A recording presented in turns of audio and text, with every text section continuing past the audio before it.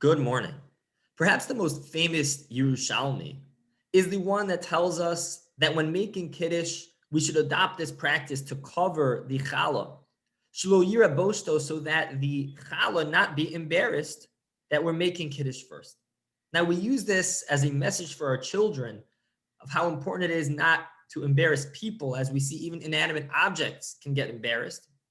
But of course, the Torah explains in a more halachic manner that really what that means is that we're doing it so that we don't embarrass the challah, that we are not going according to the typical hierarchy of brachos, that when making brachos, if we have multiple foods or drinks that we want to eat and drink, so there is a hierarchy of which bracha to make first. And one of the rules is that if we have one of the shivas haminim, one of the 7 unique and special species of the land of Israel, of olives and grapes and wheat, etc., that those should come first. However, what happens if we have both of those, such as wheat and grapes?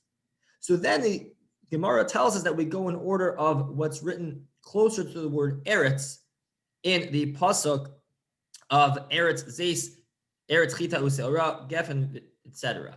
That whichever one comes first should be the one that is the first bracha.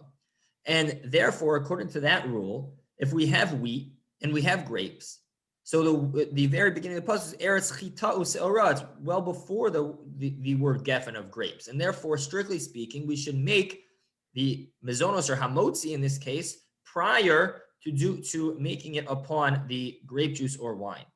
And therefore, says the Torah, we don't go like that on Shabbos, and so we don't want to embarrass the challah that we're not keeping that halacha in this circumstance, and thus we cover it.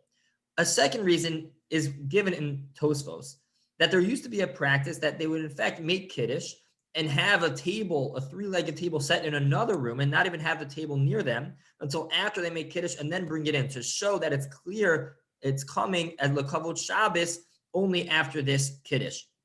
However, today when we don't have that, we have much larger tables. Tosfos says, so therefore we set the table before and we make Kiddush at the table, but we should cover the challah to show that we haven't yet started the meal. We're making Kiddush, and that the meal is only coming as a result of this Kiddush of the sanctity of the day of Shabbos Kodesh. A third reason given is also in Tosfos, which is that the challah corresponds to Zecher Laman. It's to commemorate the man which the Jewish people had in the desert. And since the man was kept safe by being enclosed in a layer of dew below it as well as on top of it, so we do the same. We put a challah cover underneath and a challah cover above, commemorating the Zecher Laman, commemorating the man in the Midbar. Now, a practical difference, a nafta mina, according to these reasons, is what happens if I don't have any wine and I have to make Kiddush on the challah? Do I cover it? So the Torah says, because he says it's only a matter of not going according to the hierarchy. In this case, we are going according to the hierarchy, so there's no need to cover it. However, if it's because of the man, then we would cover it. And the Mishnah Berurah, in fact, concludes in such a case that we do go ahead and cover it.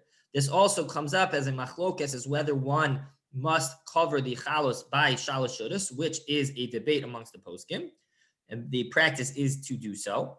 And finally, there's a machlokes in poskim as to whether this means we need to cover all mezonos because of this rule, or if just covering the challah signifies that enough, and that would be sufficient. So the bottom line is that when we make Kiddush, we should, in fact, cover the challah, and for any one of these 3 reasons. Have a great day.